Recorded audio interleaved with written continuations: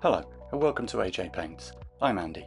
In this video I'm going to look at painting some more miniatures from Core Space Firstborn.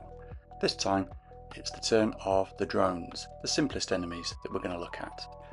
These miniatures come with a little flight base and I'm going to show you how to paint them in three ways. Simple one just using dry brush, one using metallic paints and one using airbrush and highlights. We'll start with the quick and easy way.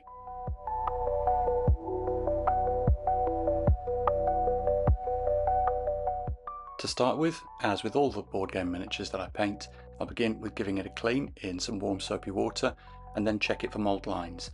These minis are quite good, they don't really have bad visible mould lines. And here you can see I'm just holding it with crocodile clip on a stick. You could also use a bit of blue tack or something else that you've got. I always prime with Vallejo black surface primer, and this time I'm doing it through the airbrush.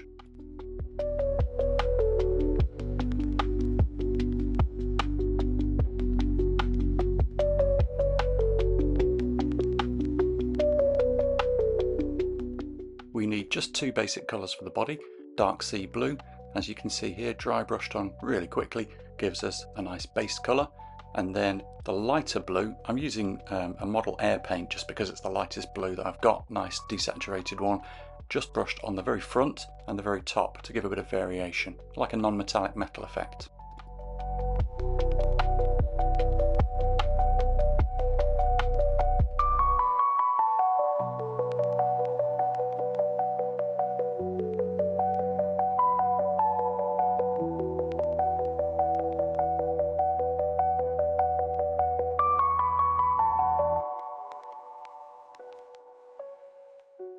I've built up the colour here on the front and the top at the back just until it's really bright and there's a good contrast between that and the darker area in the middle. Now moving on to the fins at the side of the model. On the original artwork these are a metallic colour, but I like to do them this, based in whole red, just dry brushed on again really, so like a thick overbrush really.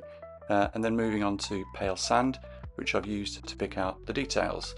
I'm starting with this on the ends of the fins and then trying to leave a bit of a faded colour, a graduated tone, as we get towards the shadowed area underneath.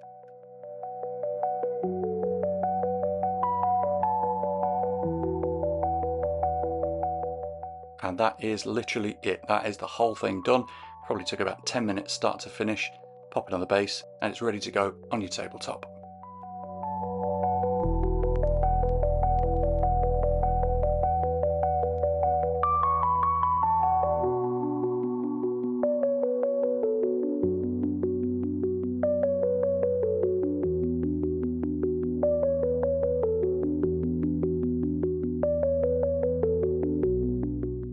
So for this one, I'm trying a couple of slightly different techniques just to show you a few different things that you can take some ideas from.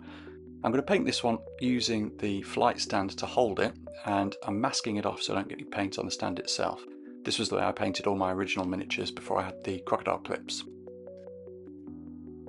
This has been based in black, that's airbrush primer black, and then whole red sprayed all over the top.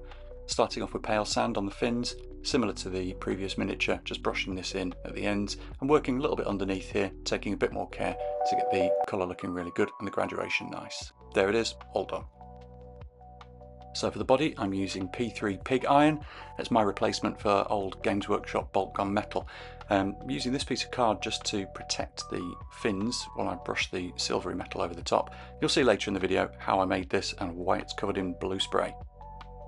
There we go, metallic brushing over the top. You can be quite gentle with this, build it up slowly. The whole red underneath, if you leave it like this, gives you kind of a rusty effect, but ultimately you're going to cover most of it anyway if you brush hard enough.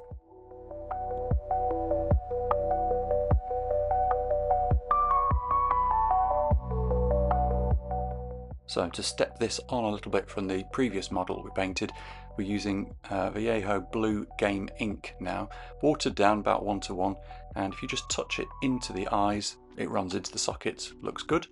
And to build up the colour on the fins, I'm using that Citadel Contrast Blood Angels Red. This is also thinned down, probably 1:1. A little bit of it touched in there, it's nice and wet so it runs into the little engrams, and then brushing towards the darker area on the fins, you can build up that nice red colour fading in towards the middle. You don't need to try very hard on this to get a good graduation, just brush it in towards the underneath of the body.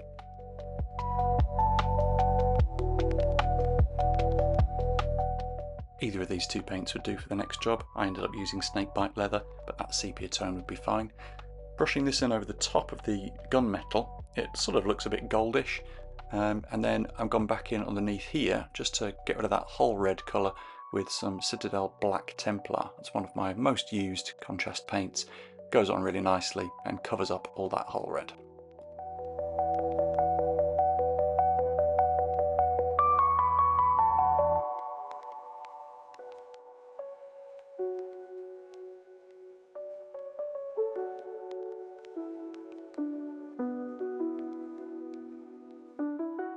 So another pretty simple paint job, mostly finished. With the masking tape off, it looks good. It's just ready for a final touch now.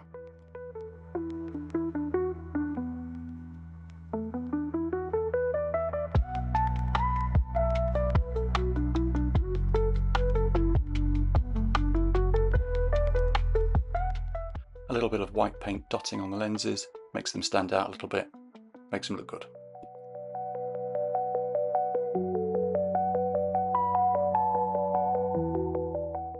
So in this final version I used a lot more paints, a lot of different ones, messing about with highlights and trying some different things.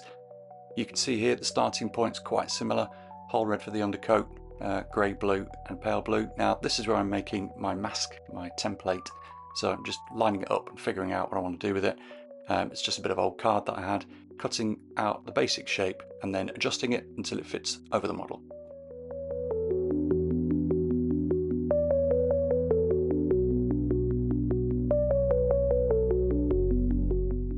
So airbrushing grey-blue gives you a reasonably smooth finish.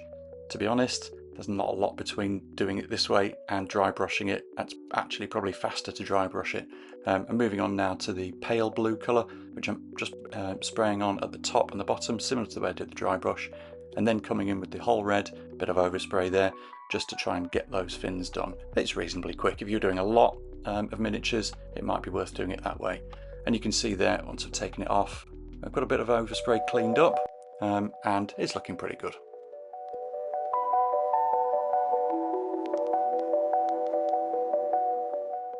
So Game Ink watered down, as you can see, runs beautifully into those eye lenses, and in a second you'll see as I put them into the panel lines that the ink just runs really beautifully into these deep panel lines. You can see on this bit, just one touch and it runs right into all of those cracks. It's just no effort at all, picking out those tiny extra bits. And you can rub off any excess with your thumb or paint over it with the lighter colour if you need to tidy it up afterwards.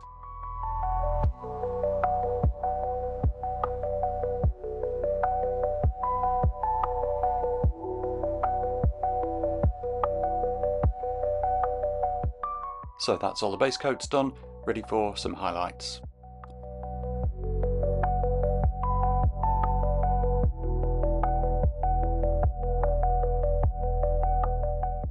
I wasn't too happy with the contrast on the body, so I went in with this much lighter AK pastel blue to pick out some of the top and bottom edges.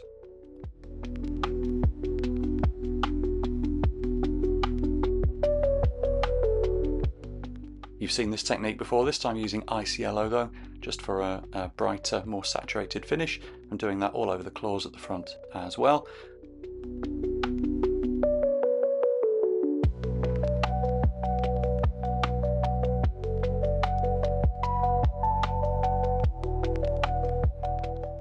So this contrast paint is going to add a bit of depth to the colour, and might try to bring some graduation in there as well. At the moment brushing towards the tip ends, but you see I start pulling that colour towards the underneath the highlights on the other side when I'm painting this. There we go, just to get it darker under there. And using the same colour to do the golden type colour on the top.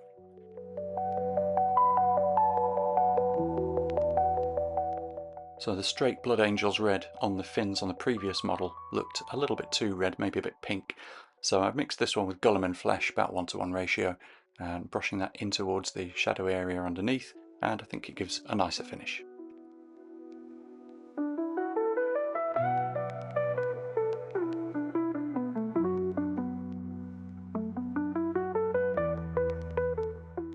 last stage on this one is also dotting the eyes, which I'm doing quite carefully here with not a fantastic quality brush. As you can see, there's a bit of a hook on the tip, but there we go. 3 different methods to paint those drones. Take quite a different amount of time.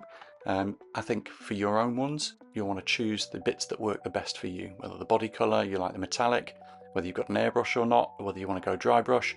I think if I was repainting these, I'd probably go dry brush and take the fin colours from the final version. Anyway, hope this was useful for you, and catch you next time.